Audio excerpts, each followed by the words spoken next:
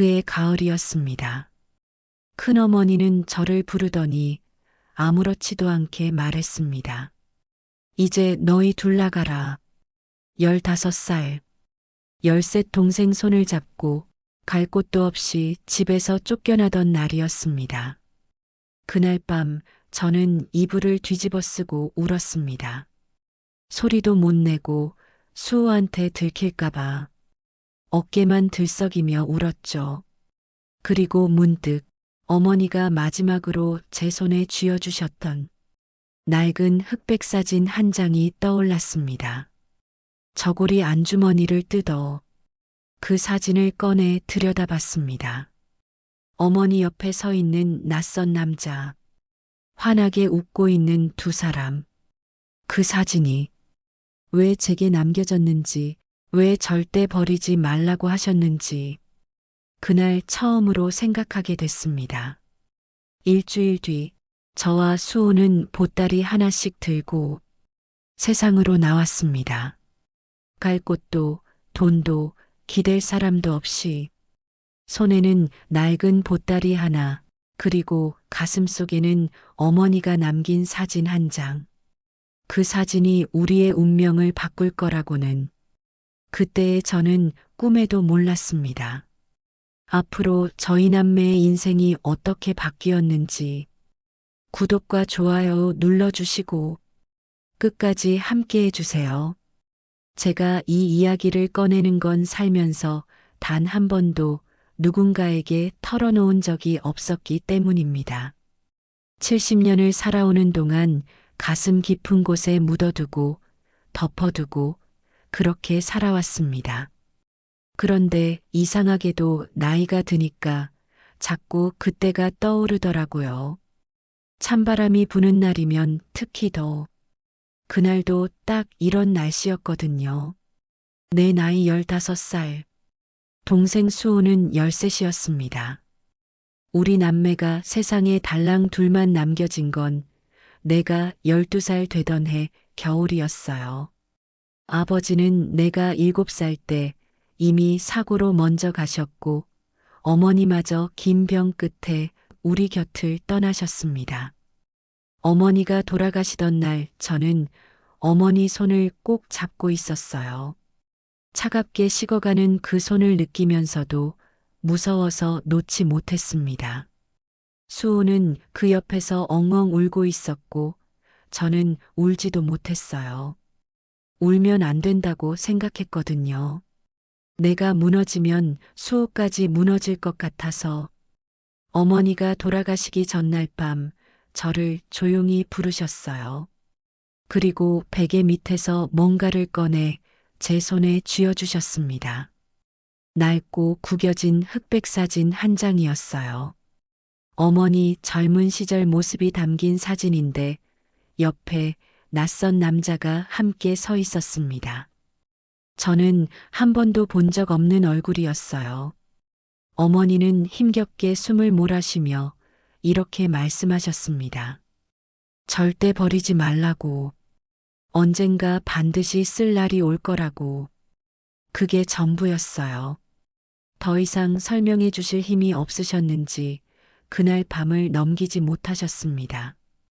저는 그 사진이 뭘 의미하는지 몰랐어요. 그냥 어머니의 유품이라 생각하고 겉저고리 안쪽 주머니에 넣고 꿰매버렸습니다. 잃어버릴까봐. 어머니가 마지막으로 제게 남겨주신 것이니까요. 그렇게 우리 남매는 큰어머니 댁으로 맡겨졌습니다. 아버지 쪽 친척 중에서 그나마 형편이 된다는 이유로 최점순 큰어머니가 우리를 데려가겠다고 나섰거든요. 처음엔 저도 감사했어요. 어린 마음에 그래도 피를 나눈 친척이니 우리를 가족처럼 여겨줄 거라 믿었으니까요. 하지만 그건 제 착각이었습니다. 큰어머니 댁에 들어간 첫날부터 우리의 자리는 분명했어요. 큰어머니 자녀들이 쓰는 방은 따뜻하고 넓었는데 저와 수호는 부엌 옆 작은 창고 같은 방을 썼습니다. 이불도 낡고 얇은 것 하나뿐이었고 겨울엔 새벽마다 냉기가 스며들어 수호랑 껴안고 자야 했어요. 수호가 추운지도 모르게 하려고 제가 더 꼭 안아줬습니다. 그러면 수호는 금세 잠들었어요. 참 다행이었죠. 밥도 늘 마지막이었어요. 큰어머니네 식구들이 다 먹고 나면 우리 차례였는데 어떤 날은 남은 게 거의 없기도 했습니다. 그래도 수호한테는 제 것을 나눠줬어요. 큰은혜가 많이 먹어야 한다고. 저는 배고픔을 모르는 척 웃었고 수호는 눈치 없이 맛있다고 잘 먹어줬습니다. 그 해맑은 얼굴이 얼마나 고마웠는지. 학교는 보내줬어요. 그건 다행이었습니다. 하지만 학교에서 돌아오면 밥 짓고 빨래하고 청소하는 건 모두 제 몫이었어요. 큰어머니 딸들은 숙제하거나 TV를 보는데 저는 손이 틀 때까지 찬물에 빨래를 했습니다. 수호는 그런 저를 보며 자기도 돕겠다고 했는데 큰어머니가 남자애는 그런 거 안 해도 된다며 내쫓았어요. 그게 더 마음이 아팠습니다. 수호가 상처받을까봐 3년이 그렇게 흘렀습니다. 저는 점점 더 보이지 않는 식구가 되어갔고 수호는 점점 더 말이 없어졌어요. 원래 그렇게 밝고 수다스럽던 아이가 어느 순간부터 조용해진 걸 보면서 이건 아니다 싶었습니다. 이 집이 수호를 망가뜨리고 있다는 걸 느꼈어요. 그리고 그해 가을 모든 것이 터졌습니다. 큰어머니 집에 작은 잔치가 열리던 날이었어요. 큰어머니 장남이 취직을 했다며 친척들을 불러 음식을 차렸는데 저는 아침부터 저녁까지 부엌에서 일했습니다.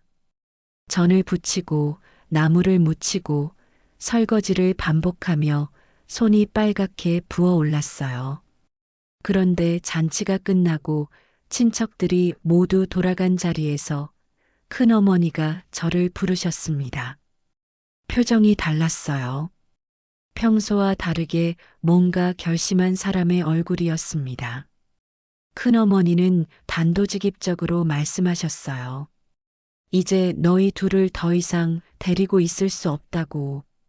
형편이 어려워졌다고. 큰아들 결혼 준비도 해야 하고 방도 필요하다고. 그러니 나가달라고. 저는 그 말을 듣는 순간 머릿속이 하얘졌습니다. 나가라고요. 15살짜리가 10살짜리 동생을 데리고 어디로 나가라는 건지. 저는 한참 동안 말을 못했어요. 그러다 겨우 입을 열었습니다.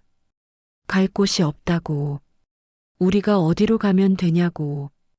큰어머니는 차갑게 고개를 돌리며 그건 자기가 알 바 아니라고 하셨어요. 그리고 일주일 안에 짐을 빼라고 하셨습니다. 그날 밤 저는 수호가 잠든 걸 확인하고 이불을 뒤집어 쓴 채 울었습니다.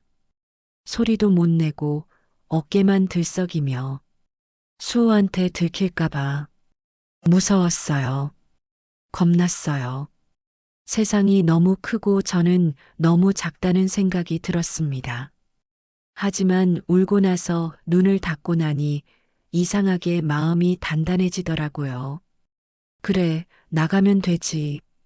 이 집이 전부는 아니잖아. 어머니가 남긴 사진이 떠올랐습니다. 저고리 안주머니 속 꿰매어 넣은 그 사진. 그때까지도 저는 그게 뭘 의미하는지 몰랐어요. 그냥 어머니가 소중히 여기셨던 무언가라고만 생각했습니다. 하지만 그날 밤 처음으로 그 사진을 꺼내 오래도록 들여다봤습니다. 어머니 옆에 서 있는 낯선 남자. 나이는 30대쯤 되어 보이고 말쑥하게 차려입은 사람이었어요. 두 사람은 웃고 있었습니다. 어머니가 그렇게 환하게 웃는 모습을 저는 살면서 거의 본 적이 없었는데 이 사람은 누굴까?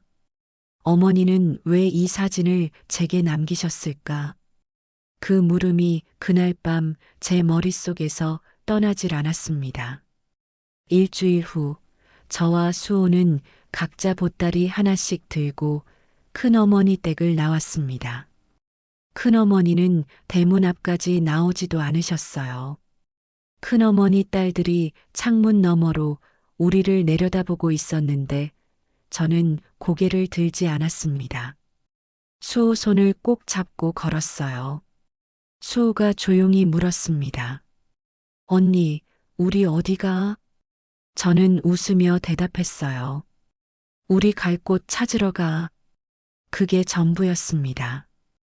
갈 곳도 돈도 기댈 사람도 없이 두 남매는 그렇게 세상으로 나왔습니다. 손에는 낡은 보따리 하나 그리고 가슴 속에는 어머니가 남긴 사진 한 장. 그 사진이 우리의 운명을 바꿀 거라고는 그때의 저는 꿈에도 몰랐습니다. 그날 이후로 저와 수호는 며칠 동안 무작정 걸었습니다. 딱히 목적지가 있었던 건 아니었어요. 그냥 멈추면 무너질 것 같아서 계속 걸었습니다. 수호는 군말 없이 저를 따라왔어요. 무겁지 않냐고 힘들지 않냐고 물어봐도 괜찮다고만 했습니다. 그 아이가 얼마나 겁이 났을지 지금 생각하면 가슴이 미어집니다. 첫날 밤은 시장 근처 처마 밑에서 잤어요. 골판지를 깔고 수호를 안쪽에 눕히고 저는 바깥쪽에 앉아 밤을 새웠습니다. 바람이 얼마나 차던지 이가 딱딱 부딪혔지만 수호한테 들킬까봐 입을 꽉 다물었어요. 수호는 제 팔을 베고 금방 잠들었는데 자면서도 몸을 잔뜩 웅크리고 있었습니다. 그 작은 등을 보면서 저는 속으로 다짐했어요. 절대 이 아이한테 포기하는 모습 보이지 말자고. 절대로. 다음 날 아침 저는 수호를 데리고 시장으로 갔습니다. 배가 고팠거든요. 보따리 안에 큰어머니 댁에서 몰래 챙겨온 쌀이 조금 있었는데 그걸 팔면 며칠치 밥값은 될 것 같았어요. 시장 한쪽에서 쌀을 팔고 받은 돈으로 풀빵 2개를 사서 수호한테 하나 건넸습니다. 수호는 한 입 베어 물더니 언니 거라며 반을 내밀었어요. 저는 웃으면서 됐다고 했습니다. 배 안 고프다고. 거짓말이었지만 시장을 돌아다니면서 일거리를 찾았어요. 15살짜리 여자애한테 일을 주는 곳은 없었지만 그래도 포기하지 않고 이 가게 저 가게 기웃거렸습니다. 그러다 시장 한편에서 국밥집을 하는 아주머니 한 분을 만났어요. 나이가 지긋하신 분이었는데 우리 남매를 보더니 한참을 뚫어지게 바라보셨습니다. 그러고는 아무 말 없이 안으로 들어오라고 하셨어요. 그 아주머니가 박 여사님이었습니다. 저희 남매한테는 2번째 어머니 같은 분이셨죠. 박 여사님은 우선 밥부터 먹이셨어요. 국밥 2그릇을 가득 퍼주셨는데 수호가 얼마나 빠르게 먹던지 저는 웃음이 나왔다가 또 울컥했습니다. 저도 정신없이 먹었어요. 그렇게 따뜻한 밥을 먹은 게 얼마만인지 기억도 나지 않았으니까요. 밥을 다 먹고 나서 박 여사님이 물으셨어요. 너희 부모는 어디 있냐고. 저는 사실대로 말씀드렸습니다. 다 돌아가셨다고, 친척집에서 나왔다고, 갈 곳이 없다고. 박 여사님은 한동안 말이 없으셨어요. 그러다 긴 한숨을 내쉬시더니 당분간 여기서 지내면서 일을 도우라고 하셨습니다. 국밥집 설거지랑 심부름을 하면 밥이랑 잠자리를 주겠다고. 저는 그 자리에서 허리를 굽혀 인사했어요. 수호도 얼른 따라 인사했습니다. 그날부터 저는 박 여사님 국밥집에서 일했어요. 새벽같이 일어나 재료를 다듬고 설거지를 하고 심부름을 뛰었습니다. 힘들었지만 행복했어요. 따뜻한 데서 자고 밥을 먹을 수 있다는 것만으로도 충분했습니다. 수호는 학교를 다니게 해주고 싶었는데 박 여사님이 알아서 근처 학교에 수호 입학을 도와주셨어요. 그 마음이 얼마나 감사했는지. 그렇게 몇 달이 흘렀습니다. 어느 날 저녁 박 여사님이 저를 부르셨어요. 손에 뭔가를 들고 계셨는데 가까이 가서 보니 신문이었습니다. 오래된 신문이었는데 박 여사님이 손가락으로 한 부분을 가리키셨어요. 사진이 실려 있었습니다. 저는 그 사진을 보는 순간 심장이 멎는 것 같았어요. 신문 속 사진 속 남자 어디선가 본 얼굴이었습니다. 분명히 본 적 있는 얼굴인데 어디서 봤는지 바로 떠오르지 않았어요. 박 여사님이 말씀하셨습니다. 이 사람 알아? 저는 고개를 저었어요. 모르겠다고. 그러자 박 여사님이 신문을 제 손에 쥐어주시며 자세히 보라고 하셨습니다. 저는 등잔 불빛 아래서 신문을 들고 그 사진을 들여다봤어요. 그리고 그 순간 머릿속에서 무언가가 번쩍했습니다. 저고리 안주머니, 어머니가 남긴 사진. 저는 손이 떨리는 걸 느끼면서 주머니를 뜯었어요. 꿰매어 넣은 실을 손톱으로 뜯어내고 낡은 사진을 꺼냈습니다. 그리고 신문 속 사진과 나란히 놓고 비교했어요. 같은 사람이었습니다. 신문에 적힌 이름은 이종수. 이 지역에서 네로라 하는 사업가였는데 큰 공장을 여럿 운영하며 지역 유지로 통하는 사람이라고 쓰여 있었어요. 사진 속 어머니 옆에 서 있던 그 남자 그리고 신문 속 사업가 같은 사람이었습니다. 저는 한참 동안 멍하니 앉아 있었어요. 어머니는 왜 이 사람과 함께 찍은 사진을 제게 남기셨을까? 이 사람이 어머니와 어떤 관계였을까? 그리고 왜 언젠가 쓸 날이 온다고 하셨을까?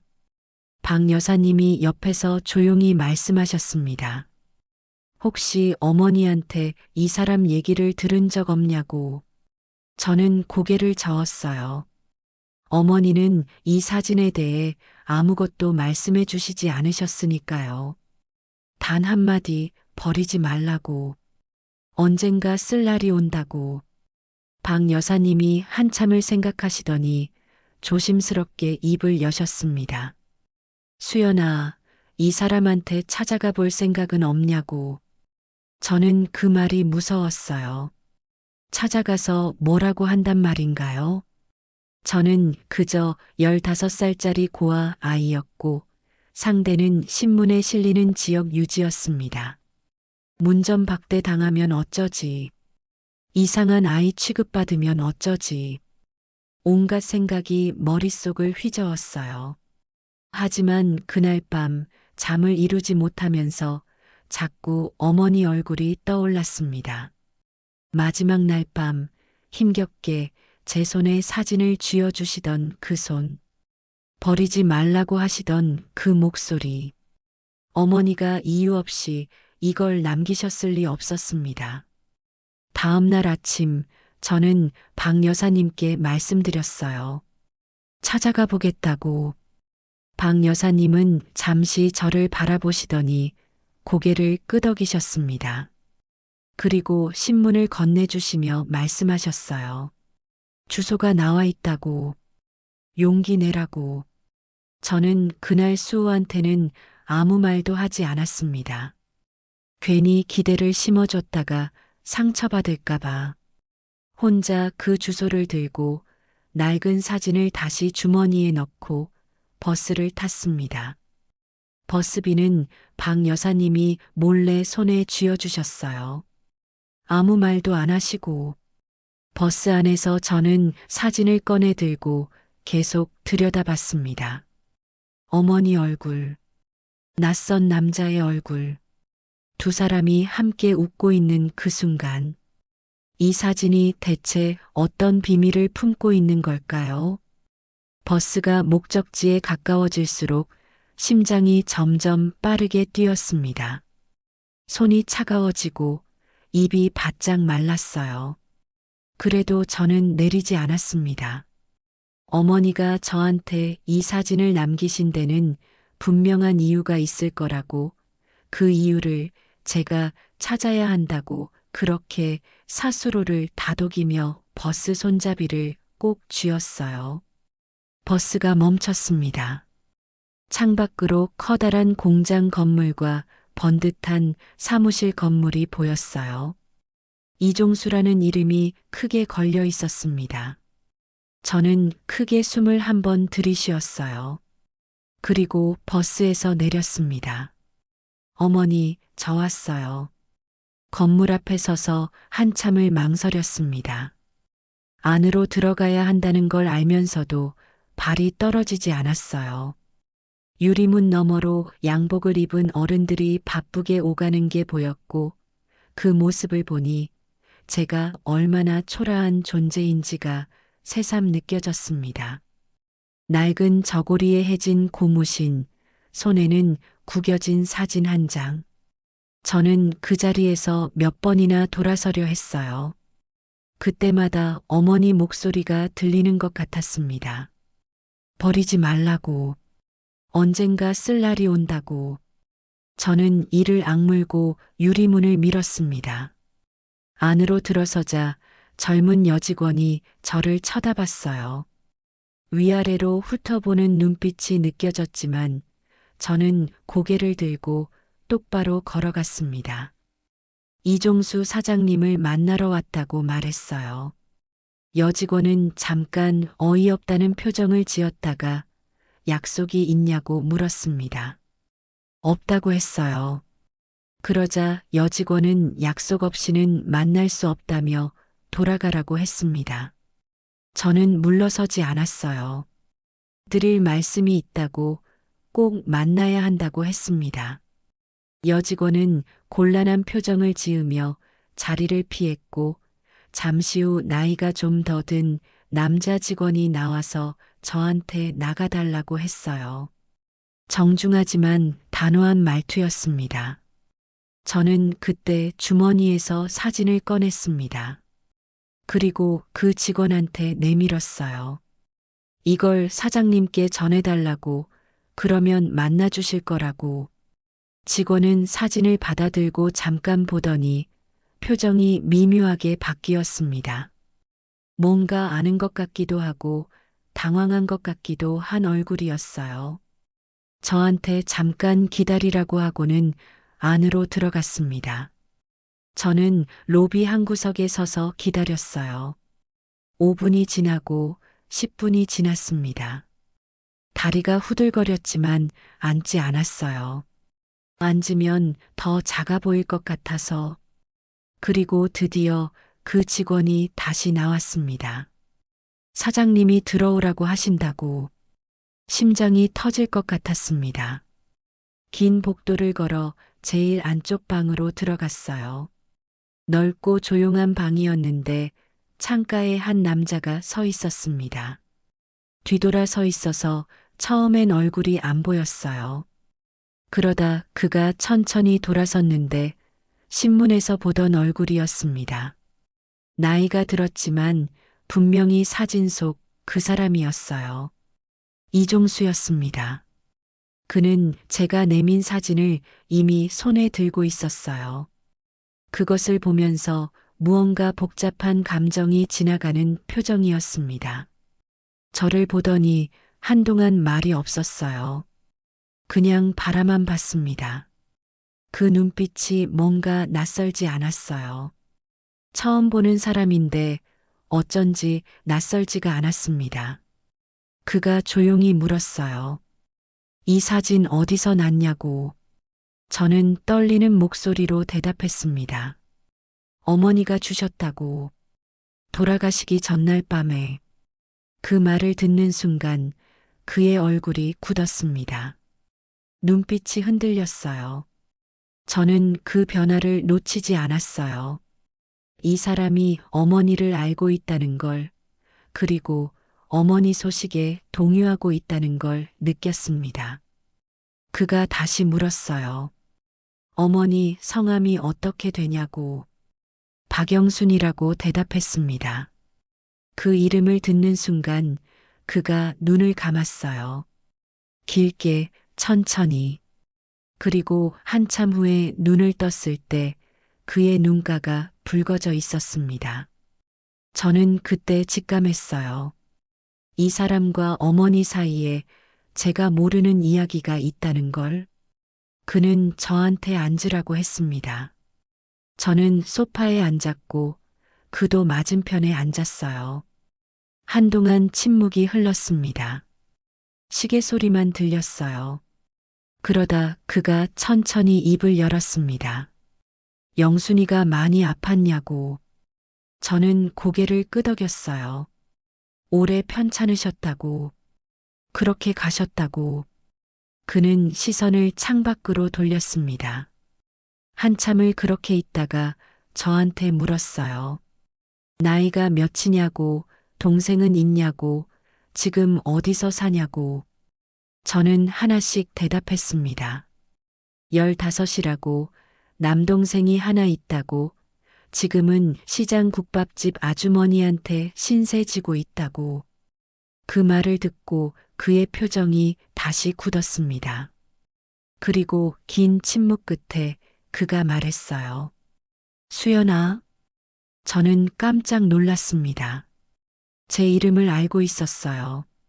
저는 이름을 말한 적이 없었는데 그가 제 이름을 알고 있다는 건 어머니한테서 들었다는 뜻이었습니다. 그가 말을 이었어요. 목소리가 낮고 떨렸습니다. 나는 너희 어머니와 오래전에 알던 사람이라고. 그 이상은 아직 말하기 어렵다고. 하지만 영순이가 이 사진을 내게 남겼다는 건 내가 너희를 외면하면 안 된다는 뜻이라고. 저는 그 말의 의미를 온전히 이해하지 못했어요. 하지만 뭔가 중요한 말을 하고 있다는 건 알았습니다. 가슴이 두근거렸어요. 그가 다시 저를 바라봤습니다. 그리고 말했어요. 오늘은 일단 돌아가고 내일 동생과 함께 다시 오라고. 저는 왜냐고 묻지 않았어요. 그냥 고개를 끄덕였습니다. 그리고 자리에서 일어나 인사를 하고 방을 나왔어요. 복도를 걸어 나오면서 다리에 힘이 풀렸습니다. 벽에 기대서 숨을 골랐어요. 손이 벌벌 떨렸고 눈에서는 눈물이 흘렀습니다. 왜 우는지도 몰랐어요. 무서워서인지, 안도해서인지, 아니면 어머니가 보고 싶어서인지. 어머니가 이 사진을 남기신 데는 이유가 있었습니다. 그 이유가 무엇인지 저는 다음 날이 되어서야 알게 됩니다. 그리고 그것은 제 인생 전체를 뒤흔드는 이야기였어요. 박영순 씨의 딸 수연이라고요? 건물을 나서면서 뒤에서 누군가 부르는 소리가 들렸어요. 돌아보니 아까 제 사진을 이종수에게 전해줬던 그 직원이었습니다. 그는 잠깐 주변을 살피더니 작은 목소리로 말했어요. 사장님이 수연 씨 오신다는 걸 오래전부터 기다리셨어요. 저는 그 말이 무슨 뜻인지 바로 이해하지 못했습니다. 기다렸다고요? 저를요? 만난 적도 없는 저를? 직원은 더 이상 말하지 않고 안으로 들어가 버렸어요. 저는 그 자리에 한동안 멍하니 서 있었습니다. 차가운 바람이 불었지만 온몸에 열이 오르는 것 같았어요. 기다리셨다고. 오래전부터 그 말이 머릿속에서 떠나질 않았습니다. 버스를 타고 돌아오는 내내 창밖을 바라보며 생각했어요. 어머니와 이종수는 어떤 관계였을까? 그가 내 이름을 알고 있었던 건 왜일까? 그리고 그가 나를 기다렸다는 건 대체 무슨 의미일까? 국밥집으로 돌아오니 박 여사님이 기다리고 계셨어요. 어떻게 됐냐고 물으셨는데 저는 제대로 대답을 못했습니다. 그냥 만났다고 내일 수호랑 같이 다시 가보겠다고만 했어요. 박 여사님은 더 묻지 않으셨습니다. 그냥 밥 먹으라고 하셨어요. 수호는 제 얼굴을 보더니 뭔가 눈치를 챈 것 같았어요. 언니 울었냐고 물었거든요. 저는 아니라고 했습니다. 바람 때문에 눈이 시렸다고. 수호는 그 말을 믿는 건지 모르는 건지 그냥 고개를 끄덕이고 밥을 먹었어요. 그 모습이 너무 어른스러워서 저는 속으로 또 울었습니다. 그날 밤 저는 사진을 다시 꺼내 들었어요. 어머니 얼굴을 오래 들여다봤습니다. 어머니, 이 사람이 누구예요?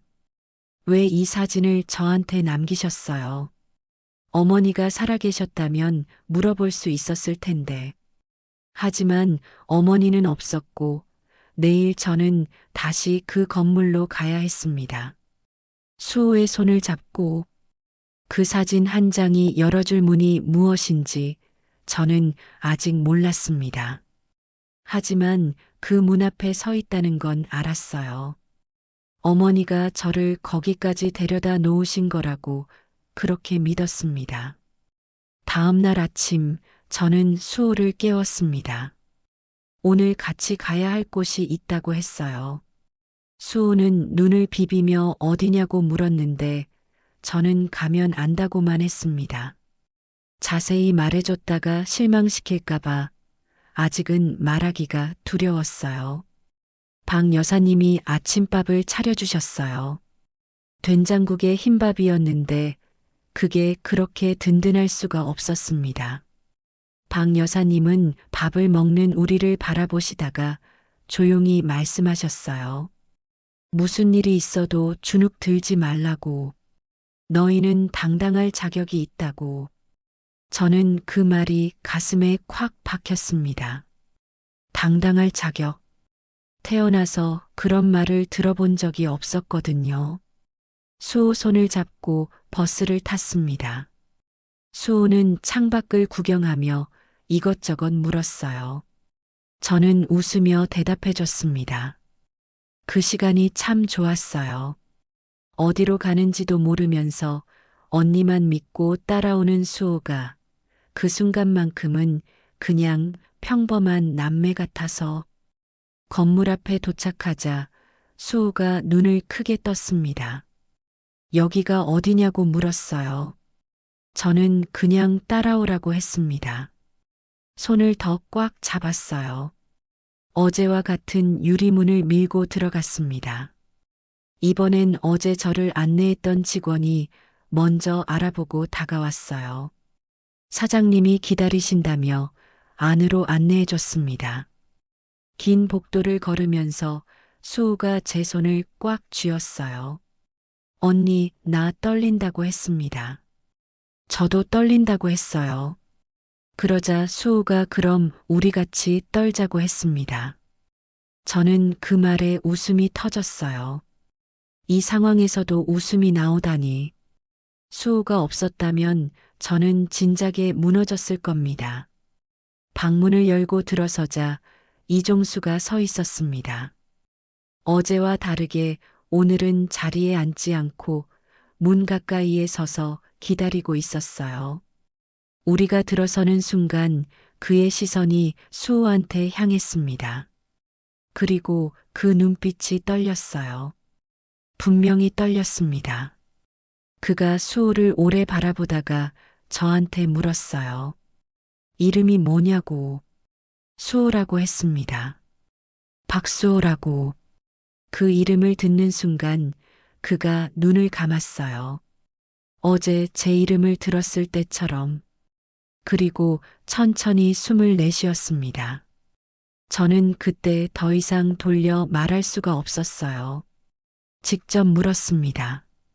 어머니를 어떻게 아시냐고, 왜 제 이름을 알고 계셨냐고, 그리고 우리를 기다리셨다는 게 무슨 뜻이냐고. 그가 눈을 떴습니다. 저를 바라봤어요. 한참을 그렇게 있다가 천천히 소파 쪽으로 걸어가 앉았습니다. 우리한테도 앉으라고 했어요. 저와 수호가 나란히 앉자 그가 말을 시작했습니다. 목소리가 낮고 조용했어요. 영순이와 나는 젊은 시절에 같은 동네에 살았다고 했습니다. 어릴 때부터 알던 사이였고 오래 가깝게 지냈다고. 그러다 집안 사정으로 헤어지게 됐는데 그 이후로 영순이가 어디서 사는지 알 수가 없었다고 했어요. 수소문을 해봤지만 찾지 못했다고. 그리고 한참 뒤에 소식을 들었는데 영순이가 아이 둘을 키우고 있다는 걸 알게 됐다고 했습니다. 딸 이름은 수연이고 아들 이름은 수호라고. 저는 그 말을 들으며 손이 차가워졌습니다. 그가 어머니 소식을 알고 있었다는 것, 저희 이름까지 알고 있었다는 것, 그게 무엇을 의미하는지 어렴풋이 느껴지기 시작했어요. 하지만 아직 확신할 수 없었습니다. 무서웠어요. 그 생각을 끝까지 하는 게. 그가 말을 멈추고 저를 바라봤습니다. 그리고 물었어요. 수연아, 아버지에 대해서 어머니한테 들은 게 있냐고. 저는 고개를 저었습니다. 아버지는 제가 7살 때 사고로 돌아가셨다고. 그게 전부라고. 그가 고개를 끄덕였어요. 그리고 잠시 시선을 내리깔았다가 다시 저를 봤습니다. 수연아, 나는 너희 아버지 친구였다고 했어요. 그리고 아버지가 돌아가신 뒤로 영순이와 너희가 어떻게 지내는지 마음에 걸렸다고. 아버지 몫까지 도움이 되어주고 싶었는데 영순이가 연락을 끊어버려서 찾지 못했다고. 저는 그 말을 듣고 오랫동안 말을 못했습니다. 수호도 조용했어요. 방 안이 고요했습니다. 아버지 친구.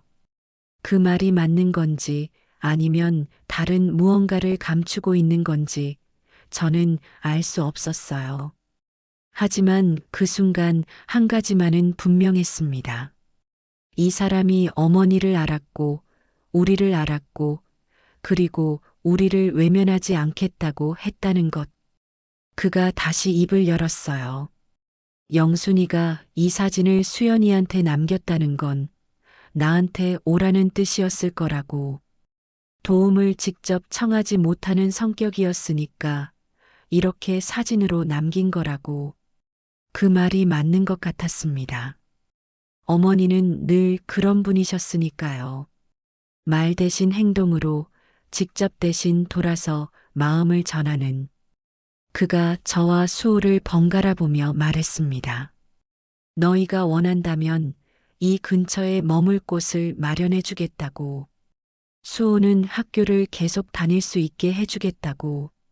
수연이도 공부를 더 하고 싶으면 방법을 찾아보겠다고.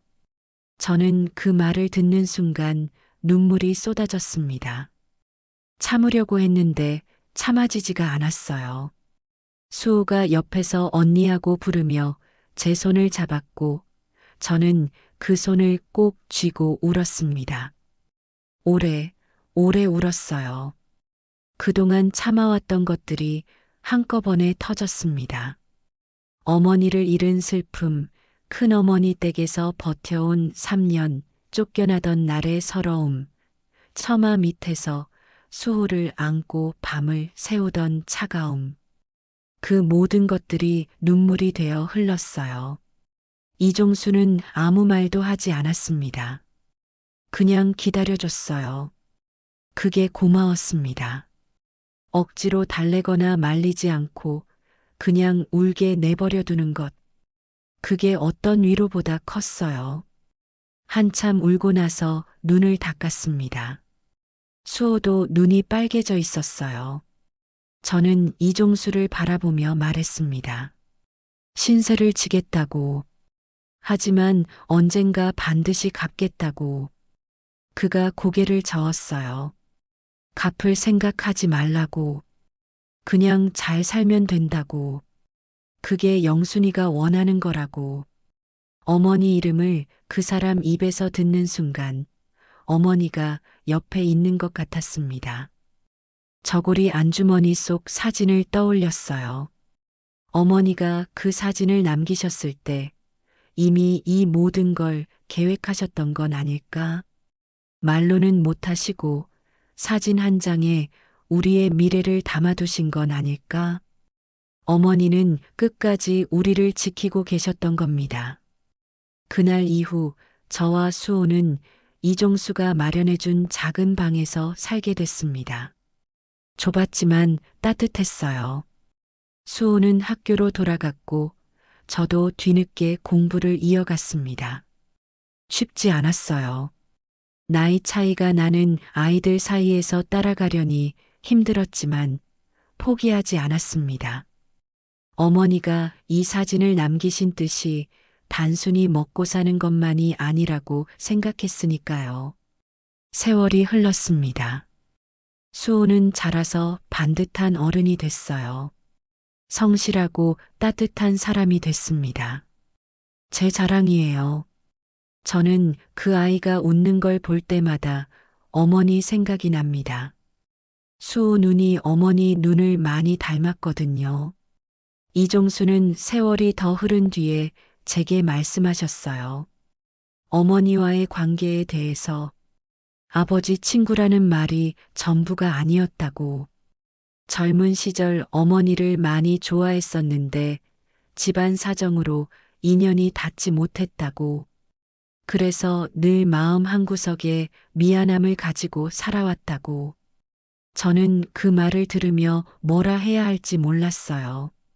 원망스럽지는 않았습니다.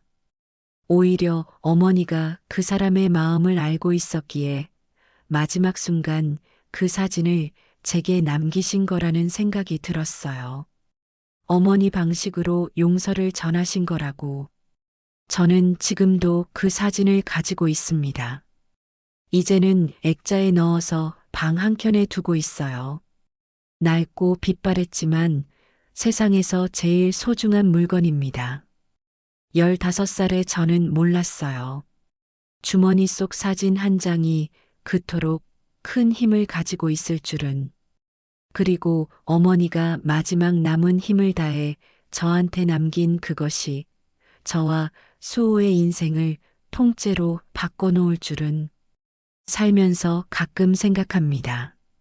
만약 그날 버스에서 내리지 않았다면, 만약 유리문 앞에서 돌아섰다면, 만약 사진을 꺼내 내밀지 않았다면, 우리는 어떻게 됐을까요? 하지만 그런 가정은 의미가 없어요. 저는 내렸고, 들어갔고, 내밀었으니까. 그리고 그 용기는 제 것이 아니었습니다. 어머니가 주신 거였어요. 사진 한 장에 담아 저한테 건네주신 용기였습니다. 어머니, 고마워요. 그 사진 덕분에 저와 수호는 잘 살았습니다.